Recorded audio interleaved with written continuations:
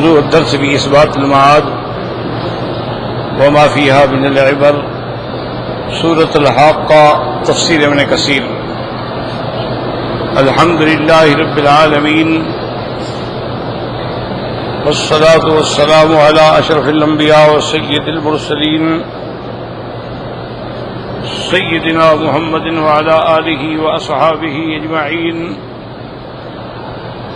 اللهم صل على سيدنا محمد وعلى آل سيدنا محمد كما صليت على إبراهيم وعلى آل إبراهيم في العالمين إنك حميد مجيد۔ أعوذ بالله من الشيطان الرجيم، بسم الله الرحمن الرحيم۔ الحاقة ما الحاقة وما أدراك ما الحاقة، كذبت ثمود وعاد بالقارعة، فأما ثمود فأهلكوا بالطاغية، وأما عاد فأهلكوا بريح صرصر عاتية سخرها عليهم 7 ليال و8 أيام حسوما فترى القوم فيها سرعى كأنهم أعجاز نخل خاوية، فهل ترى لهم من باقية، وجاء فرعون ومن قبله والمؤتفكات بالخاطئة، فعصوا رسول ربهم فأخذهم أخذة رابية، إنا لما طغى الماء حملناكم في الجارية لنجعلها لكم تذکرة وتعیها اذن واعیہ۔ اللہ تبارک و تعالی نے کلام مقدس کی یہ سورت مبارکہ میں قیامت کے بارے میں ارشاد فرمایا ہے،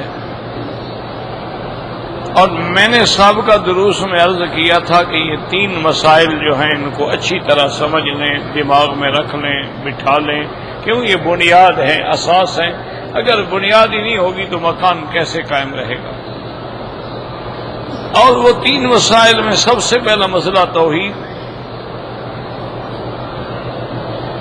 اور اس کے بعد دوسرا مسئلہ تھا نبوت و رسالت۔ اور یہ بھی میں نے عرض کر دیا تھا کہ توحید جو ہے یہ فطرت انسانی کے ساتھ تعلق رکھتی ہے، اس کا سمجھنا مشکل نہیں ہے۔ اگر اللہ ناراض ہو تو الگ بات، ورنہ فطرتاً ہر بچہ جب پیدا ہوتا ہے تو دین فطرت پہ پیدا ہوتا ہے، اس کے دماغ میں کوئی شرک نہیں ہوتا، پھر ماحول اس کو بگڑ دیتا۔ ویسے بھی اگر ماحول نمازی ہے اولادیں نمازی بن جاتی ہیں، اگر ماحول شرابی ہے تو اولادیں بھی شرابی بن جاتی ہیں۔ تو توحید کا سمجھنا جو ہے، اگر انسان یعنی چاہے اور اللہ بھی راضی ہو، بھئی بیٹھو نا، مہربانی کرو نا، کہ لا حول ولا قوت الا باللہ العلی العظیم، لا حول ولا قوت الا باللہ العلی۔ اچھا، اس کے بعد دوسرا مسئلہ جو ہے نا جی، وہ ہے نبوت اور رسالت۔ تو اس مسئلے کا سمجھنا بھی مشکل نہیں ہے، اس لیے کہ حضور پاک صلی اللہ علیہ وسلم کوئی اکیلے نبی تو نہیں ہے، آپ سے پہلے لاکھوں نبی ہوئی۔ اب خاموش تو رہو نا، مہربانی کرو نا۔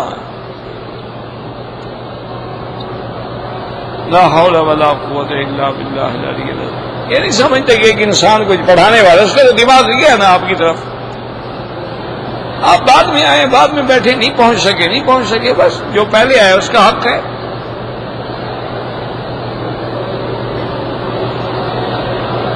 تو اب یہ بات سمجھ لیں کہ نبوت اور رسالت کا مسئلہ جو ہے یہ بھی مشکل نہیں ہے، اس لیے کہ ہر دور میں اللہ نے پیغمبر بھیجے، ہر دور میں اللہ نے نبی بھیجے ہیں،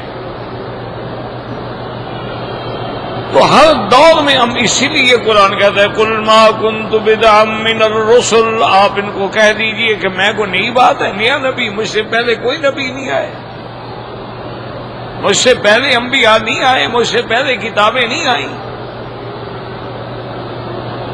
تو وہ تو ہر آدمی یعنی اگر سمجھنا چاہے تو سمجھ سکتا تھا کہ موسیٰ علیہ السلام کے ماننے والے موجود تھے حضور کے زمانے میں،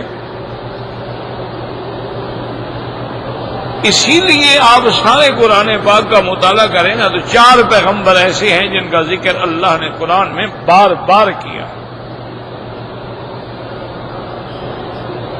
سیدنا ابراہیم الخلیل علیہ السلام، ان کا ذکر بھی قرآن میں بار بار آیا، بڑا تفصیل سے آیا ہے، کبھی بناء کعبہ کے ذکر میں آیا ہے، کبھی اولاد کے چھوڑنے کے ذکر میں آیا ہے، کبھی نمرود سے مناظرے کے ذکر میں آیا ہے، کبھی باپ سے مکالمے کے ذکر میں آیا ہے، کبھی بیٹے کی قربانی کے ذکر میں آیا ہے، کبھی بناء کعبہ کے ذکر میں، یعنی کئی مقام پہ ابراہیم ابراہیم ابراہیم کا ذکر۔ اسی طرح سے سیدنا موسیٰ علیہ السلام، ان کا ذکر بھی قرآن نے بڑی تفصیل سے کیا ہے کہ موسیٰ علیہ السلام کی پیدا ہونا، پھر آپ کی والدہ کا گھبرانا، پھر اللہ کا حکم آنا، پھر اس کو صندوق میں ڈالا جانا، صندوق کا فرعون کے گھر میں پہنچ، ساری بات ہے۔ پھر موسیٰ علیہ السلام کا جوانی پہ پہنچنا، آپ کے ہاتھ سے فرعون کی قوم کا ایک بندہ مر جانا، آپ نے مصر چھوڑ دیا، آپ نے مدین کی طرف ہجرت فرمانا، حضرت شعیب سے ملاقات ہونا، وہاں آپ کی شادی، یعنی ایک ایک بات کا ذکر ہے۔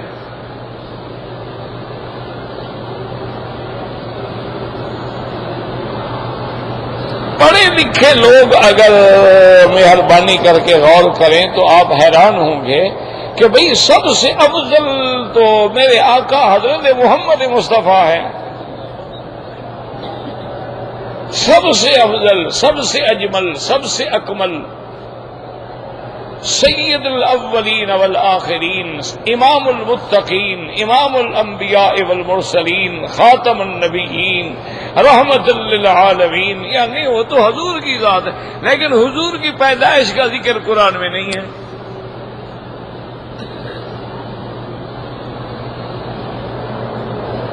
سارے قرآن میں ایک آیت میں بھی ذکر نہیں ہے حضور کی ولادت کا۔ یہ تو اللہ نے ذکر ہی نہیں کیا تو آپ میلاد منا رہے ہیں، اگر اللہ ذکر کر دیتے تو پتہ نہیں آپ کیا کرتے ہیں۔ ہماری قوم ہے نا جی، ہماری قوم بھی تو عجیب ہے نا، جو چاہا دین بنا لیا۔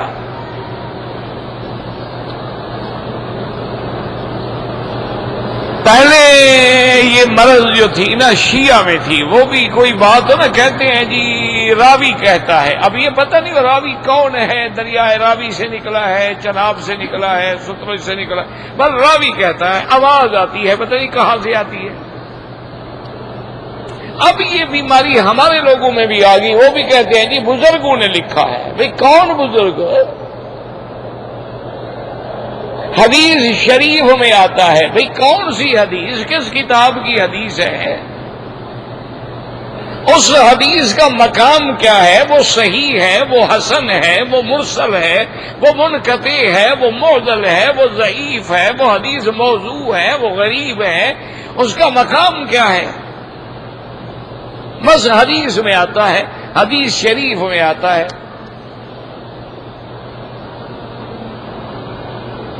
آگے کبھی حوالہ بھی نہیں دی حدیث شریف کہاں ہے۔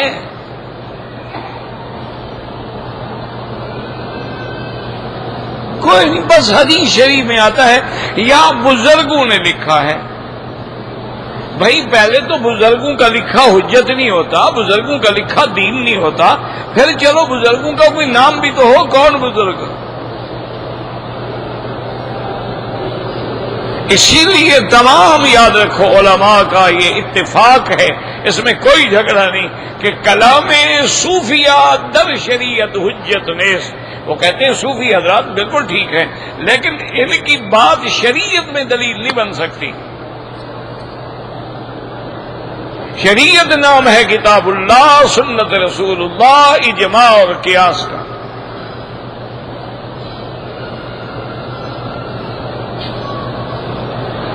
لیکن آپ اب دیکھیں حیران ہوں گے، آپ قرآن پڑھیں مطالعہ کریں کہ حضور پاک صلی اللہ علیہ وسلم یعنی جو سب کی امام ہیں، تمام انبیاء کی امام ہیں،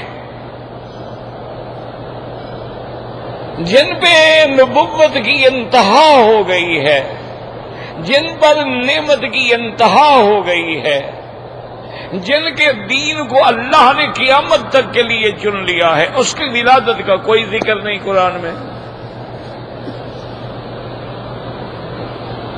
یعنی اشارتاً بھی ذکر نہیں ہے۔ موسیٰ علیہ السلام کا کتنا لمبا قصہ ہے کہ ابھی موسیٰ علیہ السلام پیدا ہو رہے ہیں، ماں گھبرا رہی ہے کہ ابھی فرعون کے کارندوں کو پتہ چل جائے گا، میرے بچے کو ذبح کر دیں گے، اور میں کچھ بھی نہیں کہہ سکتی ہوں کیونکہ ان کا قاعدہ تھا کہ لڑکی پیدا ہو چھوڑ دو اور لڑکا پیدا ہو تو قتل کر دیا جائے۔ تو اللہ فرماتے ہیں وَأَوْحَيْنَا إِلَىٰ أُمِّ مُوسَىٰ أَنْ أَرْضِعِيهِ، کیا شان ہے پیغمبروں کی جن کی وجہ سے ان کی ماؤں کی طرف بھی اللہ کے پیغام آنے لگ گئے۔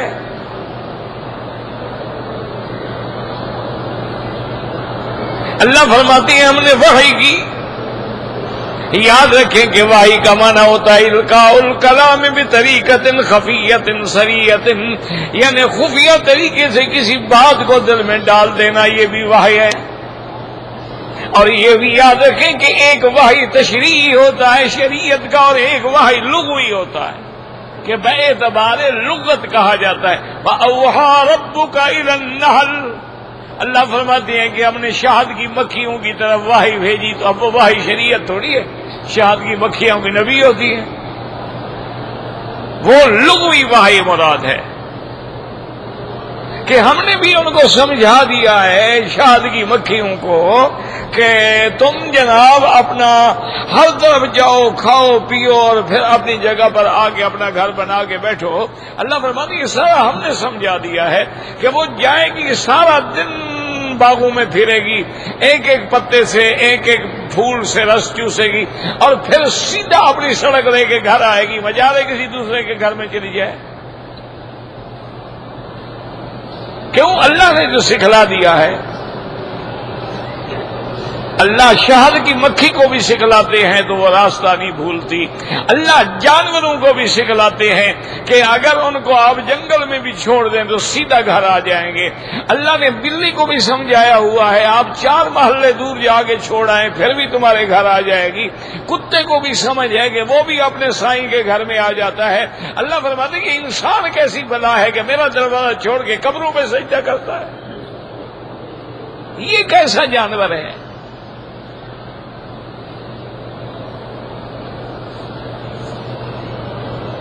اسی لیے قرآن نے کہا، یہ میں نے نہیں کہا، میں نے کہا نا گواکی صاحب سردے قرآن کے اولئک کالانعام، اللہ فرماتے ہیں ان کی مثال ایسی ہے جیسے جانور، آگے فرماتے ہیں بل ہم اضل، یہ جانوروں سے بھی گئے گزرے۔ جانور بھی اپنے چرانے والے کی آواز پہچانتا ہے، یہ اپنے نبی کی آواز نہیں پہچانتا۔ جانور بھی اپنے گھر کا راستہ پہچانتا ہے، یہ نہیں پہچانتا۔ اصل کیا ہے کہ اولئک هم الغافلون، یہ غفلت میں پڑے ہوئے ہیں، ان کو اس دن سمجھ آئے گی جب اللہ کے عذاب کا کوڑا برسے گا،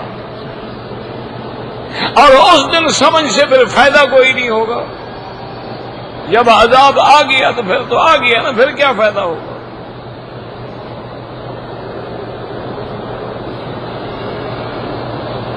تو اس لیے یاد رکھیں کہ اب موسیٰ علیہ السلام کی ولادت کا اتنا تفصیل سے قصہ ہے کہ اللہ حکم دے رہے ہیں موسیٰ علیہ السلام کو اس کی اماں کو اس کا دودھ پلا دیں اور فالقیہ فی الیم، پھر صندوق میں بند کر دیں، صندوق کو دریا میں ڈال دیں. سارا واقعہ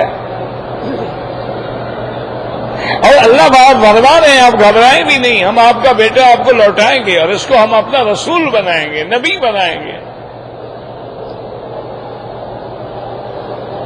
پھر یہ بھی ہے کہ جناب وہ صندوق چلتے چلتے چلتے فرعون کے گھر میں آئی اور اس کی فرعون کی گھر والی اور اس کی سہیلیاں جو سوئمنگ پول پہ نظارے پہ بیٹھی تھی، دیکھا کہ صندوق آ گئی ہے، حیران ہو گئی، صندوق پکڑ لی، دیکھو کیا ہے کیا ہے کیا ہے. اب جناب کھولی صندوق کے پھٹے توڑے گئے، اندر موسیٰ علیہ السلام دودھ پیتا بچہ سویا ہوا ہے. اور فرعون کی بیوی نے دیکھا تو اللہ نے محبت ڈال دی، کہا قرۃ عین لی ولک، کہنے یہ تو میری آنکھوں کی ٹھنڈک ہے.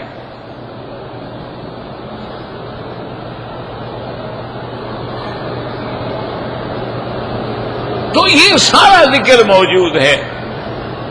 پھر موسیٰ علیہ السلام کی بہن کا آنا، بھائی کو پہچاننا، بھائی کا واپس، ایک واقعہ موجود ہے.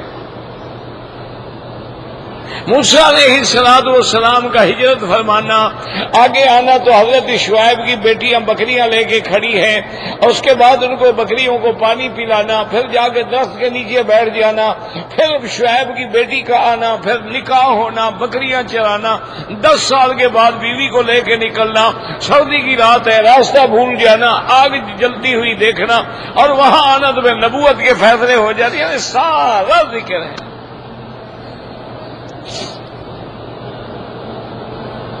اور قرآن میں اچھا عیسیٰ علیہ السلام کا دیکھیں، وہ موسیٰ علیہ السلام سے بھی زیادہ تفصیل کا ذکر ہے. موسیٰ علیہ السلام کا قصہ تو اللہ نے ان کی ماں سے شروع کیا ہے نا، اور عیسیٰ علیہ السلام کا قصہ جو ہے وہ تو ان کی نانی سے شروع ہوا ہے. اذ قالت امرأة عمران رب انی نذرت لك ما فی بطنی محررا.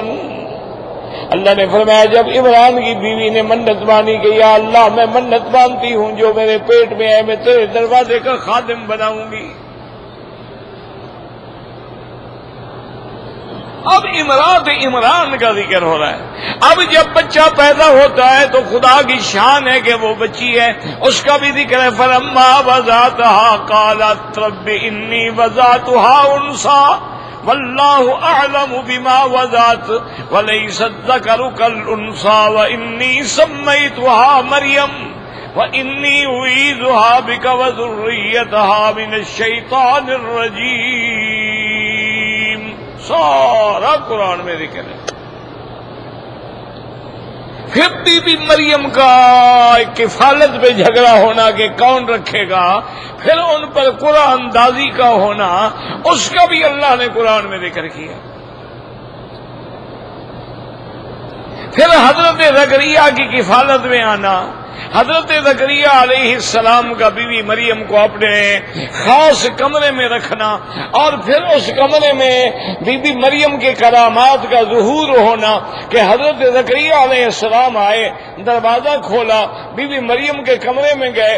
کلما دخل علی زکریا المحراب وجد عندها رزقا. دیکھا تو وہاں تو پھل پڑے ہوئے، حیران ہو گئے. اللہ کا پیغمبر ہے. قال یا مریم انا لک ھذا.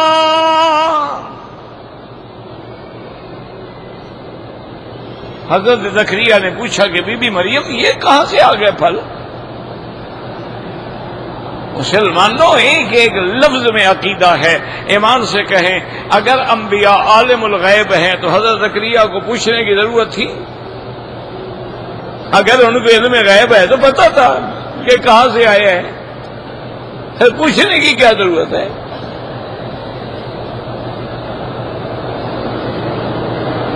اللہ اکبر. اب بیوی ہے، بچی ہے. قالت هو من عند اللہ.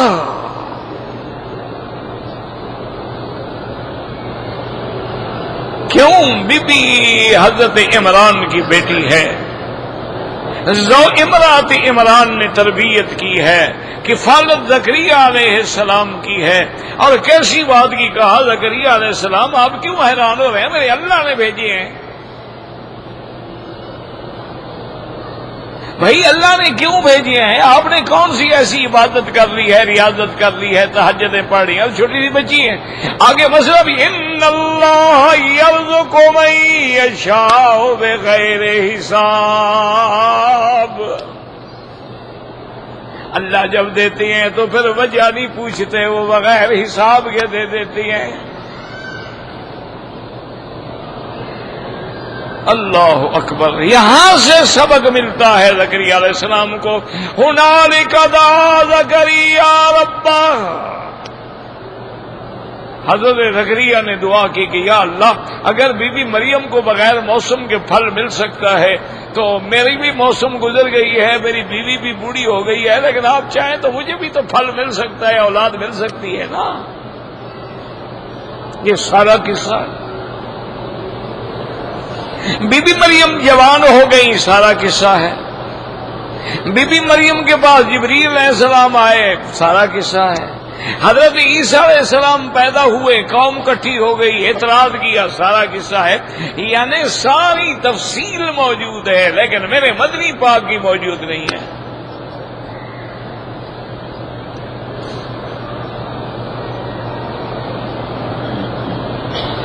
اللہ اکبر۔ یاد رکھو اس کے بارے میں کبھی غور کیا ہے تم نے؟ علماء نے لکھا ہے کہ ستاروں کو تو ڈھونڈا جاتا ہے، جب چاند روشن ہو جائے 14ویں کا چاند، پھر پوچھنے کی بتلانے کی کوئی ضرورت ہے؟ پہلی کے چاند تو ڈھونڈے جاتے ہیں نا، 14ویں کا چاند جب محمد مدنی جب آ گیا انہیں ذکر کی ضرورت ہی نہیں ہے۔ اس کا وجود خود گواہی ہے نبوت کی، اس کا چہرہ گواہی ہے صداقت کی، اس کا بولنا دلیل ہے صداقت کی، کہ دشمن بھی دیکھتے تھے تو کہتے تھے واللہ لیس ھذا الوجہ وجہ کذاب، یہ چہرہ کبھی جھوٹ نہیں بول سکتا۔ ان کے ذکر کی ضرورت ہی نہیں ہے۔ اور دوسرے علماء نے لکھا کہ حضور کے زمانے میں یہودی بھی موجود تھے، نصرانی بھی موجود تھے۔ اللہ نے موسیٰ علیہ السلام کا بھی ذکر کر دیا، عیسیٰ علیہ السلام کا بھی کر دیا، اور کہا کہ جب گواہی دینے والے موجود ہیں میرا مدنی تیرے ذکر کی ضرورت ہی نہیں ہے۔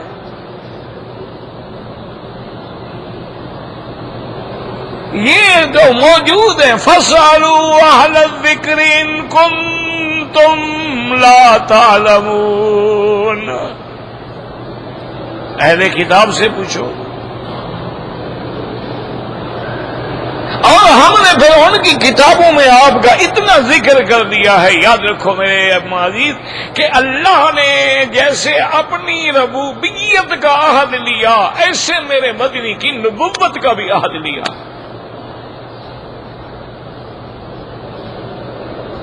موسیٰ علیہ السلام کی نبوت کا تو کوئی عہد نہیں لیا نا، عیسیٰ علیہ السلام، آدم علیہ السلام، نوح علیہ السلام، ایک اپنی ربوبیت کا عہد لیا اور ایک محمد مدنی کا عہد۔ اذ اخذ اللہ میثاق النبیین، اللہ نے تمام نبیوں سے یہ عہد لیا کہ ایک میرا نبی آئے گا جس کا نام محمد مصطفیٰ ہو۔ ثم جاءکم رسول مصدق لما معکم لتؤمنن به ولتنصرنہ، اتنا کافی تھا نہ کہا کرو تم۔ تو جب 1,24,000 پیغمبر سے عہد لیا گیا ہے کہ میرا مدنی آئے گا، اللہ تو جانتے تھے سب کے آخر میں آئیں گے، لیکن اللہ نے فرمایا اگر آئے تو ایمان لے آنا۔ کیا مانا؟ تمہارے دور میں نہ بھی آئے تو اس کی بشارت دینا، اس کے بارے میں خبر دینا، اور اگر آ جائے تو۔ اور پھر انبیاء نے بھی اس وعدے کو سچا کر دکھلایا کہ معراج والی رات اللہ نے 1,40,000 پیغمبر کھڑا کر دیا اور محمد کو امام بنا کے تصدیق فرما دی کہ حضور کے مقتدی بن کے نماز پڑھ لو اور تمہارا وہ عہد پورا ہو جائے۔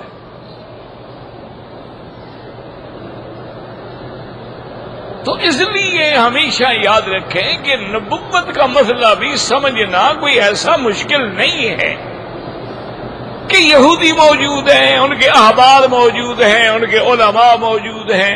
اچھا، مکے والے بھی ان سے جا کے پوچھتے تھے، مکے والے جا کر ان کے بھی یہودیوں سے ملنا جلنا تھا نا۔ کعب ابن الاشرف آتا تھا ان کے پاس، یہ جاتے تھے اس کے پاس، ان کا آنا جانا۔ اسی لیے باقاعدہ صحیح روایات میں موجود ہے کہ ایک دفعہ مکے والے اکٹھے ہو کے گئے یہودی علماء کے پاس، احبار کے پاس، اور ان سے کہا کہ بھئی ہم تو بڑی مشکل میں آ گئے ہیں، اللہ کے نبی حضرت محمد مصطفیٰ صلی اللہ علیہ وسلم اپنی نبوت اور رسالت کا اعلان فرما چکے ہیں، اب ہم پریشان ہیں، کیا کریں؟ تو آپ لوگ چونکہ صاحب کتاب ہیں اور اہل کتاب ہیں اور سابقہ کتابوں کا آپ کو علم ہے، لہذا آپ کوئی ہمیں مسئلہ بتائیں کہ ہم کیسے تحقیق کریں کہ حضور سچے نبی ہے یا نہیں ہے۔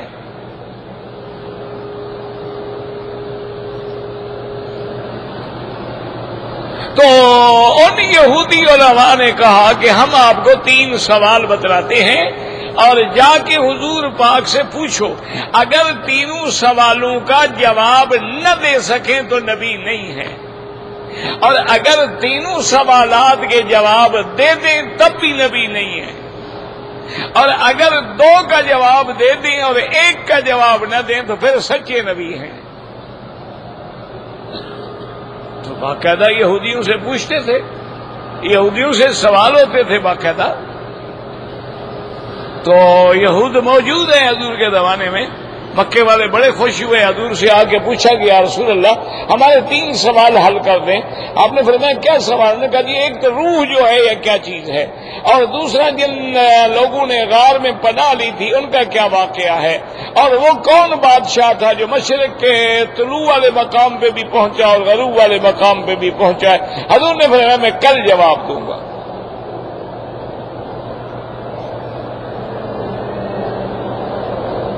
انہوں نے کہا ٹھیک ہے۔ تو معلوم یہ ہوا کہ بھی ان کے تو رابطے موجود تھے نا علماء اہل کتاب سے، ملنا جلنا، آنا جانا، ایک دوسرے سے سوال پوچھنے۔ اچھا، یہ مکے والے ان کا قدر بھی کرتے ہو، کہتے ہیں یہ کچھ بھی ہو اہل کتاب ہے، ہمارے پاس تو کوئی کتاب نہیں۔ یہ ایک نبی کو بھی مانتے ہیں، ہمارے پاس تو کوئی ایسا پیغمبر نہیں۔ کیونکہ یاد رکھیں کہ حضرت عیسیٰ علیہ السلام اور سرکار دو جہاں کے درمیان میں 600 سال کا فاصلہ ہے، اور حضور کے درمیان اور موسیٰ علیہ السلام کے درمیان میں 1200 سال کا فاصلہ ہے، اور حضور کے درمیان حضرت ابراہیم الخلیل علیہ السلام کے درمیان میں تو ہزاروں سال کا فاصلہ ہے۔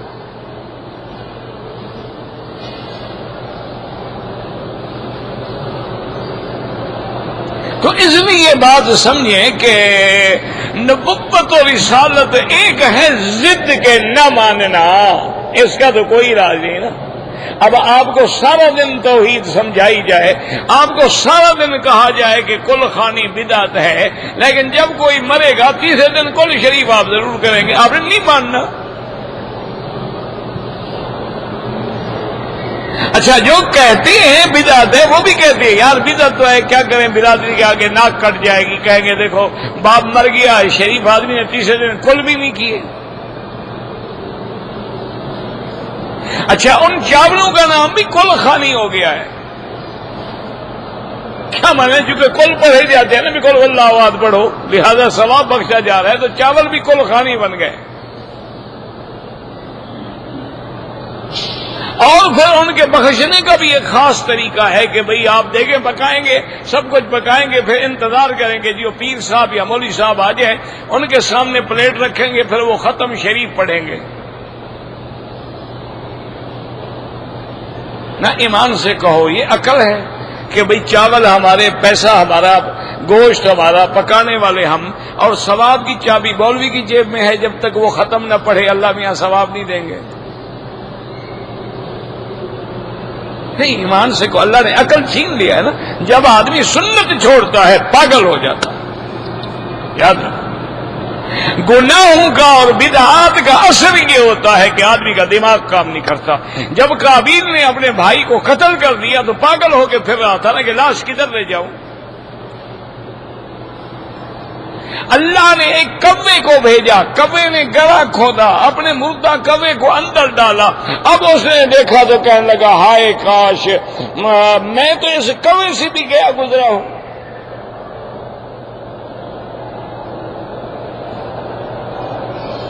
ان اکون مثل هذا الغراب فاواری سوءة اخی قال یا ویلتا عجزت ان اکون، کہ میں اتنا گیا گزرا ہوں کہ کبھی کو بھی پتا ہے کہ بھائی کو کیسے چھپانا ہے، مجھے نہیں پتا کہ مرنے کے بعد اس کو میں کیسے دفن کروں. اور علماء نے لکھا وجہ کیا ہے، جب گناہ کیا تو اللہ نے عقل چھین دی. اسی لیے جب جرم ہوتا ہے، ڈاکہ ہوتا ہے، قتل ہوتا ہے، زنا ہوتا ہے، پولیس آ کے چھوٹی چھوٹی چیزیں ڈھونڈتی ہے.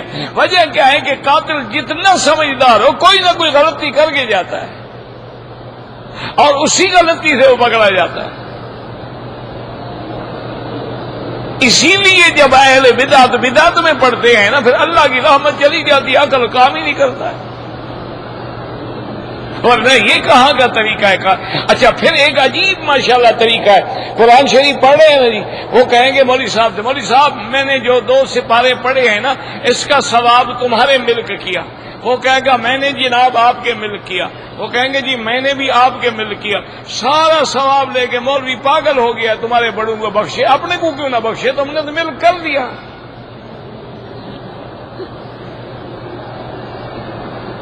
اچھا دوسرا ثواب میں نے ملک کیا، تمہارے ہاتھ میں ہے کیا جو ملک کر رہے ہو؟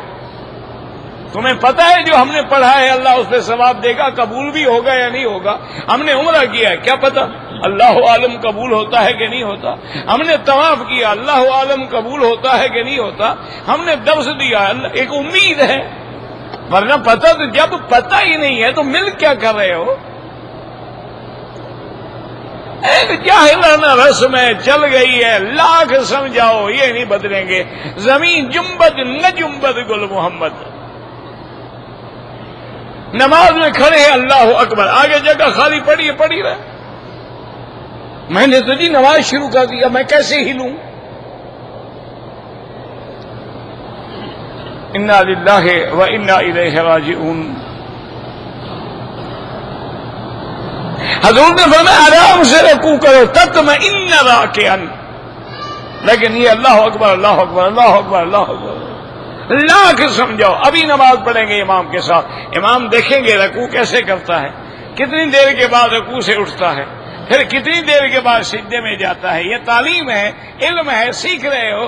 لیکن جب امام ختم کرے گا یہ اپنی نماز پڑھیں گے تو پھر اللہ اکبر اللہ اکبر اللہ اکبر. ابھی تو تم نے سیکھا ہے یار،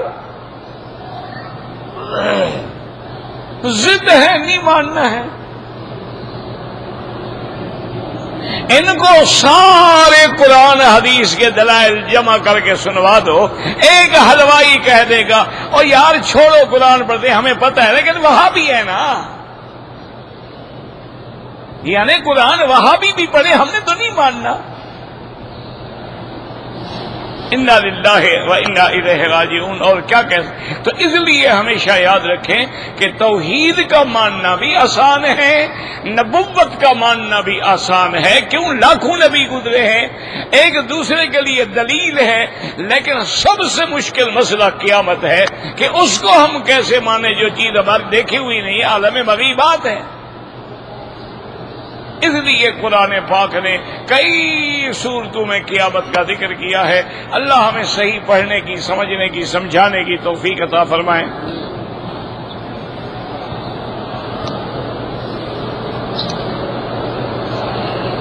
کہتے جی کہ ہمارے ہاں ایک اہل حدیث بزرگ ہیں، ان کے نزدیک 3 طلاق ایک ہوتی ہے. میرا بھائی بات سنیں، اختلاف یا لڑائی جھگڑا نہ کریں. لڑائی جھگڑا جاہلوں کا کام ہوتا ہے.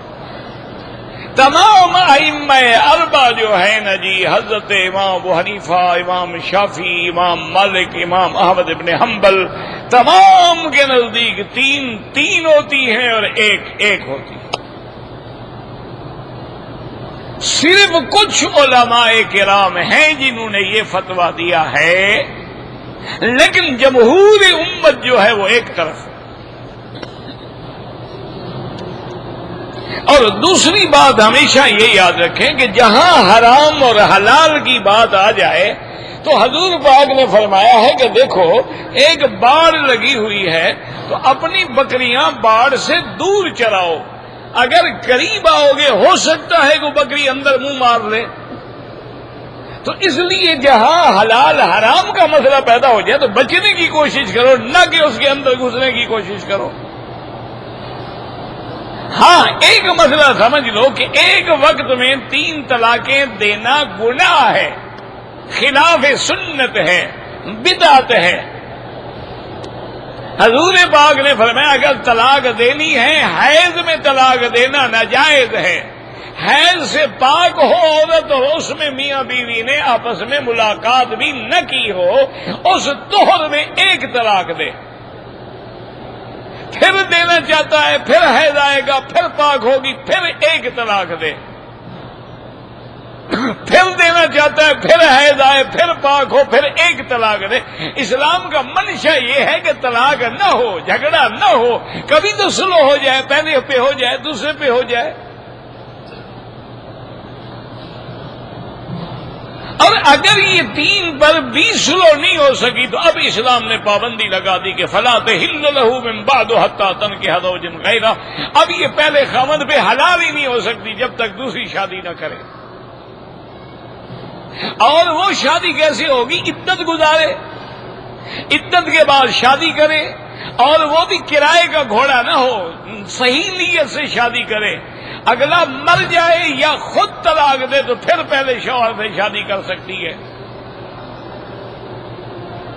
آپ کے ملک میں ایک جج صاحب تھے، اللہ عالم زندہ ہے یا فوت ہو گئے، بہرحال بہت ہی اچھا آدمی تھے اور کافی مطالعہ بھی تھا۔ تو مجھے کہنے لگے مکی صاحب یہ مسئلہ ہمیں بڑا پریشان کرتا ہے، خاص طور پہ جب ہم باہر جاتے ہیں کافروں کے سامنے مشکل ہوتی ہے کہ بھی 3 طلاقیں تو مرد نے دی ہے، سزا عورت کو دی جا رہی ہے کہ اگر وہ شادی کرنا چاہتی ہے تو پہلے کسی اور کی بیوی بنے۔ تو زیادتی تو خاوند نے کی ہے، عورت نے تو 3 طلاقیں نہیں لینی تھی، نہ اس نے درخواست دی ہے کہ مجھے 3 طلاقیں دو، اس کی سزا ہو رہی ہے کہ تم نہیں پہلے اور آدمی سے شادی کرو۔ تو سزا تو خاوند کو ہونی چاہیے تھی نہ کہ بیوی کو۔ تو اس ناانصافی پہ ہم بڑے پریشان ہوتے ہیں۔ میں نے کہا جج صاحب اصل اس کے لیے ہے کہ آپ لوگوں نے قرآن تو پڑھا نہیں، پڑھا بھی ہوگا تو بس رسمن پڑھا ہوگا۔ اچھا علماء سے بھی آپ کی بنتی نہیں، سرکاری مولوی جو ہیں ان کو آپ بلاتے ہیں۔ میں نے کہا حضرت مسئلے کو سمجھیں، اسلام نے عورت کو سزا نہیں دی۔ اب 3 طلاقوں کے بعد اگر عورت پہلے شوہر کے بعد نہ جانا چاہے تو اس کو شادی کرنی پڑے گی؟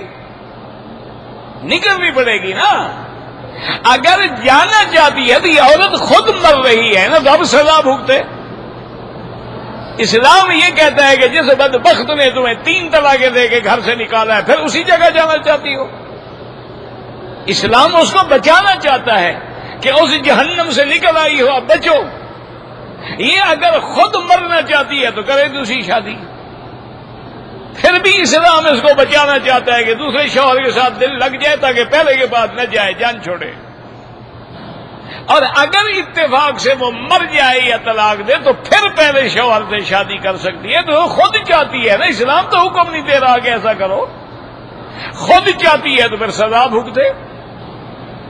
اسلام تو اس کی حفاظت کر رہا ہے۔ تو اس لیے یاد رکھو اگر حیض میں طلاق دیتا ہے یا عورت حاملہ ہے طلاق دیتا ہے یا ایک مجلس میں 3 طلاقیں دیتا ہے، یہ خلاف سنت ہے، لیکن طلاق تو ہو جائے گی،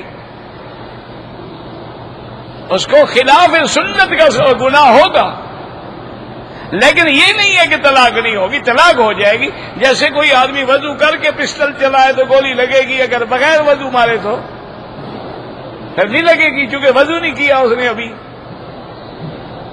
یہ کیا مسئلہ ہے؟ یہ ہے کہ اس نے سنت کے خلاف کیا ہے، گناہگار ہے، اس کو توبہ کرنی چاہیے۔ لیکن اگر کر دیا ہے تو پھر ادھر حضور کی یہ بھی تو حدیث موجود ہے نا کہ ثلاث جدہن جد وہزلہن جد النکاح والطلاق والعتاق، تین چیزیں ہیں جن کی حقیقت بھی حقیقت ہے، مذاق بھی حقیقت ہے، ایک نکاح ہے، طلاق ہے اور عتاق ہے۔ تو طلاق تو ہو جائے گی چاہے مذاق کرے، طلاق تو ہو جائے گی چاہے کہہ جی میں تو ویسے ڈرا رہا تھا، طلاق تو ہو جائے گی کہ جی میں تو ڈرامہ کر رہا تھا، تو ڈرامے ہمارے امی ابھی بنے ہوئے تھے، وہ حقیقی نہیں تھے، لیکن تھے تو تم نا، طلاق ہو جائے گی۔ تو اس لیے ہمیشہ یاد رکھیں، بہرحال جمہور کا مسئلہ یہی ہے، باقی تم جانو، جو بھی فتویٰ دے گا اس کی ذمہ داری اسی پہ۔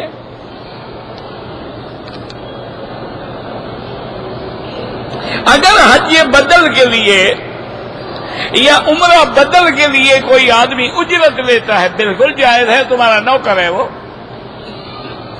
کیوں نہیں اجرت لے گا؟ اللہ کے بندے گھر سے خرچ کرے تمہارے لیے، اور آج کل تو 2.5-3 لاکھ کا حج ہے، وہ کہاں سے لے آئے؟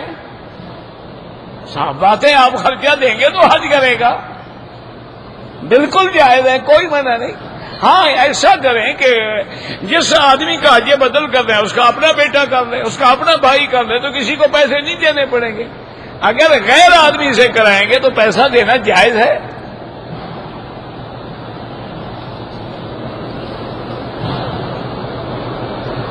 کہتے جی کہ ہم غار ثور میں گئے تھے اور ننگے پاؤں چڑھے تھے۔ بہرحال یہ ایک ادب کی بات ہے کہ شریعت کا حکم جانے کے بارے میں بھی نہیں ہے، اور ننگے پاؤں کا تو مسئلہ ہی نہیں ہے نا، شریعت نے بھی یہ حکم ہی نہیں دیا ہے کہ غار ثور پہ جاؤ۔ جب غار ثور والا کعبے میں بیٹھا تھا تو آپ کو اللہ نے کعبہ نصیب کر دیا ہے، پھر جانے کی کیا مسئلہ ہے؟ اگر کوئی جاتا ہے کوئی منع نہیں، اگر اس نے ادباً جوتا اتار دیا کوئی منع نہیں۔ 2-3 طواف اکٹھے کر لیں، بعد میں 2 رکعت پڑھ لیں، بالکل جائز ہے۔ ہر طواف کے بعد 2 رکعت پڑھنا افضل ہے، اعلیٰ ہے، اولا ہے، لیکن اگر کوئی 2-3 طواف کرے تو وہ بھی جائز ہے۔ افضل یہ ہے کہ ہر طواف کے بعد 2 رکعت پڑھو۔ لیکن مثلا ایک آدمی نے عصر کے بعد طواف کیا ہے، اب وہ تو اوقات مکروہ ہیں، وہ تو 2 رکعت پڑھ نہیں سکتا، اور نے کہا چلو بھائی ہم دوسرا طواف کر لیتے ہیں، ہم تیسرا طواف کر لیتے ہیں، کوئی حرج نہیں۔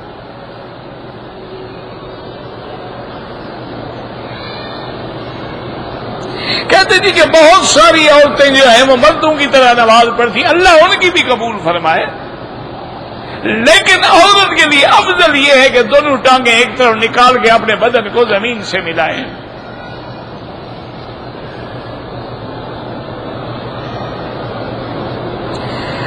اگر عمرے کا طواف کر رہے ہیں، ایک ہی چکر ہوا، اذان ہو گئی، تو نماز جو ہے اجتماع ختم کرے۔ اجتماع طواف کے لیے ہوتا ہے، نماز کے لیے نہیں ہوتا۔ اپنی نمازوں کو مکروہ نہ کریں، پوری طرح کپڑا اوڑھ کے پھر نماز پڑھیں۔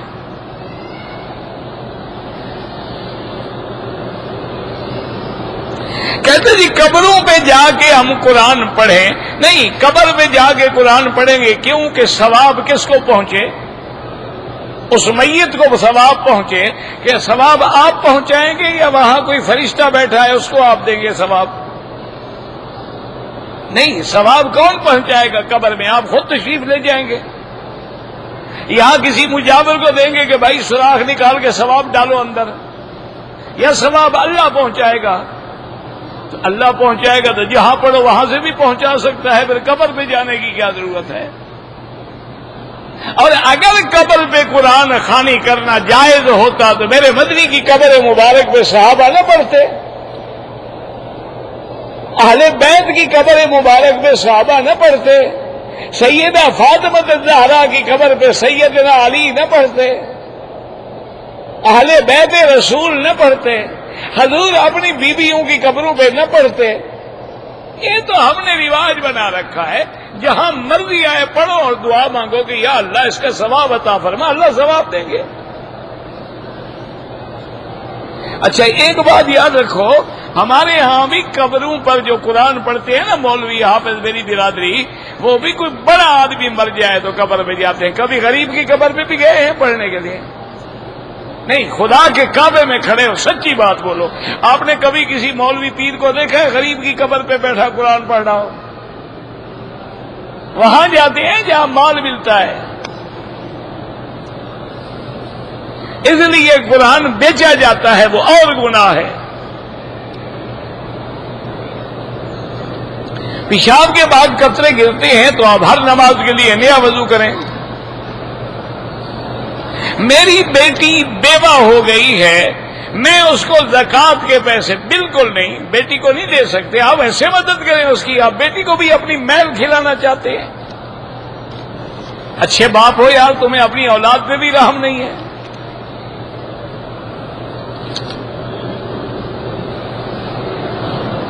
نماز حاجت کا معنی ایسے جیسے آپ نماز پڑھتے ہیں، حدیث میں اذا حجبہ امر بادر الى الصلاۃ، جب میرے مدنی پاک کو کوئی تکلیف کوئی کام پیش آتا تو فوراً نماز شروع کر دو۔ جیسے نماز پڑھتے ہو ایسے نماز ہے، بس نیت یہ ہو کہ اللہ اس نماز کی برکت سے ہماری مشکلیں حل کر دے۔ واستعینوا بالصبر والصلاۃ۔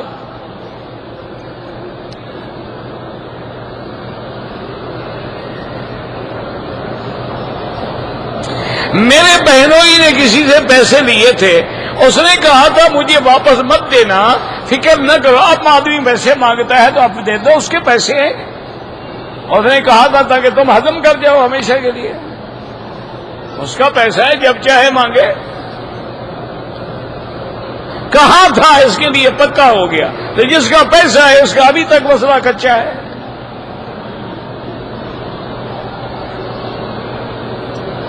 اگر ہوٹل سے عمرہ با احرام باندھ کے عمرہ کرے بالکل نہیں ہوتا، لازماً حد حرم سے باہر جانا ہوگا، چاہے مسجد عائشہ جائے، جیرانہ جائے، کہیں جائے۔ اللہ کے بندے، اگر حرم سے بیٹھ کے عمرہ ہوتا تو بی بی عائشہ بھی اور حضور حرم میں تو موجود تھے، معاوضہ میں خیمے لگے ہوئے تھے۔ جب حضور حج کے بعد آئے حرم میں بیٹھے تھے نا، تو حضور ان کو کیوں بھیجتے تنیم؟ کہتے احرام باندھو جا کے عمرہ کرو۔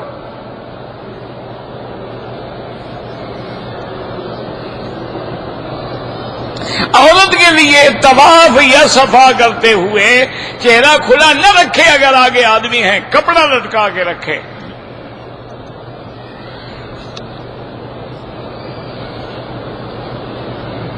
کہتے ہیں جی کہ ہمارے یہاں محفل نعت ہوتی ہے اور ایک باقاعدہ سٹیج بناتے ہیں، پھر اعلان کرتے ہیں کہ ابھی حضور پاک یہاں تشریف لے آئیں گے۔ اچھا، اگر حضور آپ کی مجلس میں تشریف لے گئے تو جو مدینے پاک میں صلاۃ و سلام پڑھ رہے ہیں وہ کس میں پڑھ رہے ہیں؟ وہ تو آپ کے پاس چلے گئے حضور۔ اچھا، اور ایک دن میں کتنی مجلسیں ہوں گی دنیا میں؟ کم سے کم 1 لاکھ، یعنی ہر وقت حضور چل رہے ہیں تمہاری مجلسوں کے لیے۔ انا للہ و انا الیہ راجعون، یعنی یہ نہیں آنا چاہتے نبی کے دربار میں، نبی وہاں آئے۔ بڑے اچھے عاشق ہو بھائی۔ خودکشی کرنے والے کی نماز جنازہ ہوگی، مسلمان ہے، گناہ گار ہے۔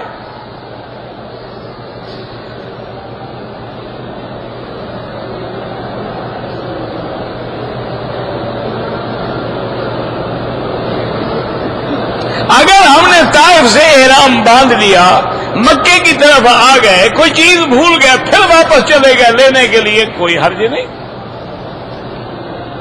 انشورنس کرانا حرام ہے۔ اگر حرم کے ساتھ جو محل ہیں اس میں جب باقاعدہ مسجدیں بنی ہوئی ہیں جہاں سے باقاعدہ صفیں نظر آتی ہیں، وہ نماز جائز ہے۔ لیکن خدا کے بندے، جو کعبے کے قریب ہوگا اس کا کیا مقابلہ ہے؟ رکن یمانی یمن کی طرف ہے اور حضور نے ہاتھ لگایا ہے اور فرمایا یہاں جو دعا مانگی جائے وہ قبول ہوتی ہے۔ عمرے والوں کے لیے طواف الوداع واجب نہیں ہے، لیکن کرے تو بہت اچھا ہے۔ مدینہ منورہ سے آپ ملک چلے گئے، کوئی بات نہیں۔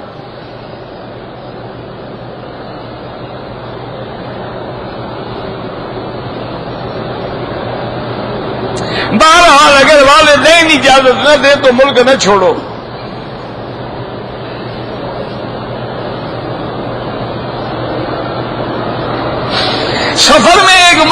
نماز پڑھ رہا تھا، وہاں عصر کی نماز تھی، مجھے 1 رکعت بھی دی، سلام پھیر کے 3 رکعتیں پوری کرو گے، اب تم امام کے تابع ہو گئے ہو۔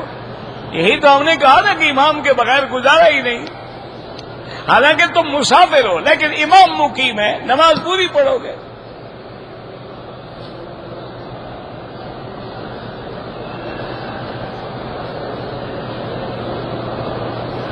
عمرے کے طواف میں شروع بھی اصطلاح کریں گے، ختم کے وقت بھی اللہ اکبر کہیں گے۔